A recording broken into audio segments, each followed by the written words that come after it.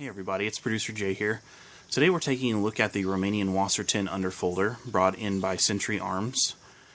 Now, the Wasser 10 is pretty ubiquitous. Everybody has probably either seen, handled, or owned one over the years, or maybe potentially is even looking at buying one as their first AK, or even adding another import AK to their collection, as imports have been slowly kind of drying up over the last few years. But we wanted to take a look at this particular underfolder this year because, you know, as the years go on, these sort of veritable lines that continue on through the years change or experience variances in manufacturing quality. But the Wasser 10 has had kind of an interesting reputation, an interesting internet reputation in particular, or gun store reputation.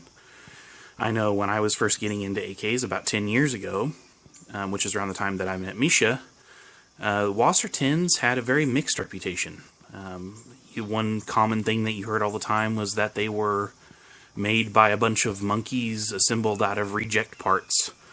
Then seems like around 2012, during that particular gun panic, as supplies dried up, suddenly the reputation shifted to them being the best AK ever made. Well, regardless of what the internet reputation has been, one thing has been consistent with the Wassers, and that's been their mechanical reliability, effectively.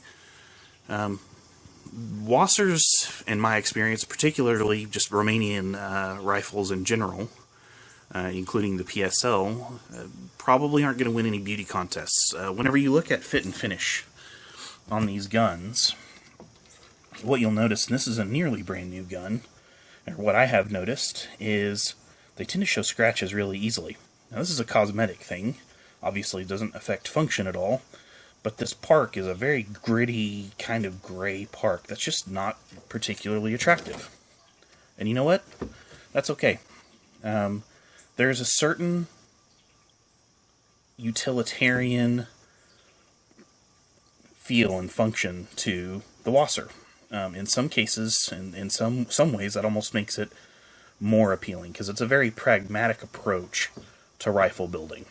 And that pragmatism really speaks to, in a lot of ways, the AK platform in general. So while there are definitely prettier, smoother feeling guns out there, this gun works. The Wassers have continued to work, in spite of whatever their reputation has been, good or bad. They have just been a solid and reliable platform.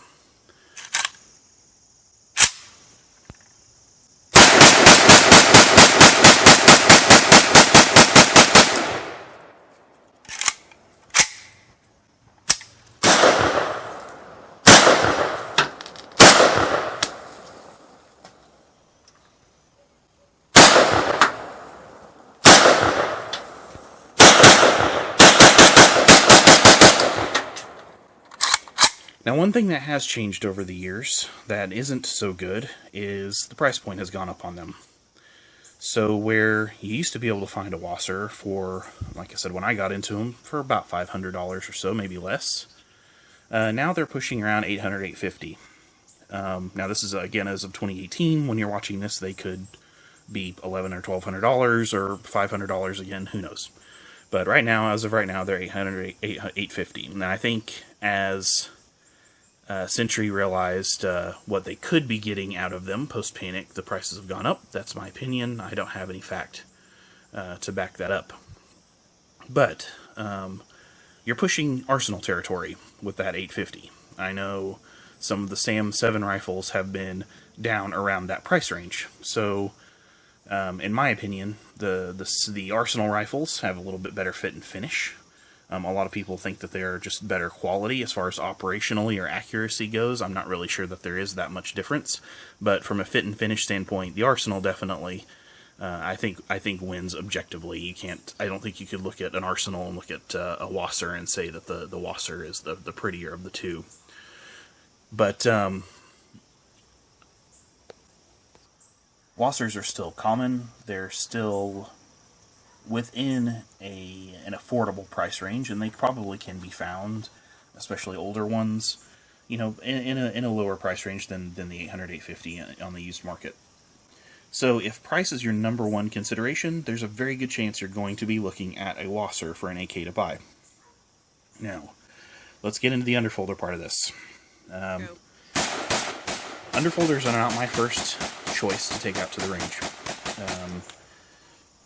I don't find them to be particularly comfortable, but again, we're talking about the utilitarian nature of the AK platform, and the underfolding stock is just a very utilitarian stock. It's meant to have just something to put your shoulder against and fire, while also being, you know, reducing the overall length of the gun.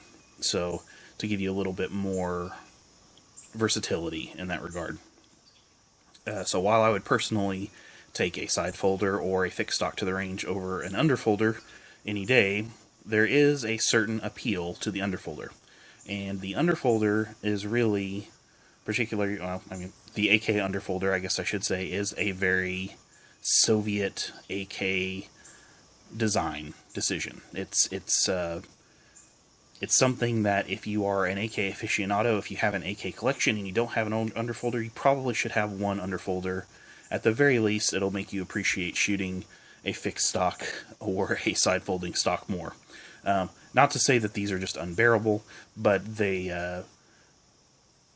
aren't the most ergonomic, let me say. Still fun to shoot, though. I still enjoy shooting an underfolder.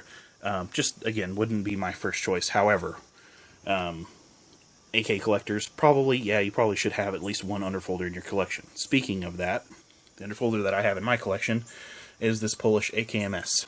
And this Polish AKMS underfolder is a little bit different. As you can see probably just at a glance, the stock is a little different. So on the Polish AKMS, you can see that we have a riveted square stock. One thing I have noticed on this riveted square stock, it's got very sharp edges on the inside.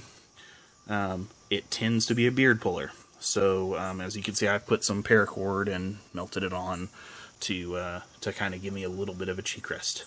Speaking of cheek rest, the arms on the Polish AKMS underfolder are very straight, whereas on the Romanian, the arms are tubular, so they a little more comfortable. And then they also angle down quite a bit more, which helps with aiming down the sights. So between the two underfolding systems, I actually do prefer the Romanian to the Polish. Even though I am a Polish collector, and that's where I tend to, the AKs I tend to buy. But I do like this underfolder better. Supposedly, also, Misha said that the mechanism is also different in these. I don't have the specific details on that. I'm sure that's something that he has probably mentioned in another video, but I won't get into too much of the detail of that. But if you're looking into getting an AK, you definitely should be looking into getting an import AK, and Wassers are out there. They're available, whether fixed stock or underfolder or what have you, but they're a good option, and they seem like an even better option once you start to look at the plethora of domestic-made, that is US-made AKs that are coming out that have all pretty much seem to be pretty subpar from a mechanical perspective and a reliability perspective. So Wassers have been made for many, many, many, many, many years in Romania, and the semi-auto variant in the US has been a common and proven option for us. So if that's something that you're interested in, either adding another import to your AK collection or simply getting into an AK from the first time, the Wasser is a good, viable choice in 2018 at this time. One thing to mention, though, is the wood that they come with, whether if you're getting a fixed stock or one of these underfolders with the wood handguards. This is not what came on this rifle. We replaced it with original Romy because the Century wood is like it's just garbage wood. It's not good. So you'll want to replace that as soon as possible. Well, this is Jay. If you like the video, please click like. If you are interested in seeing more stuff, go check out our channel and subscribe. And if you're interested in contributing to our Patreon, you can check out the link in our description below. We'll catch you next time.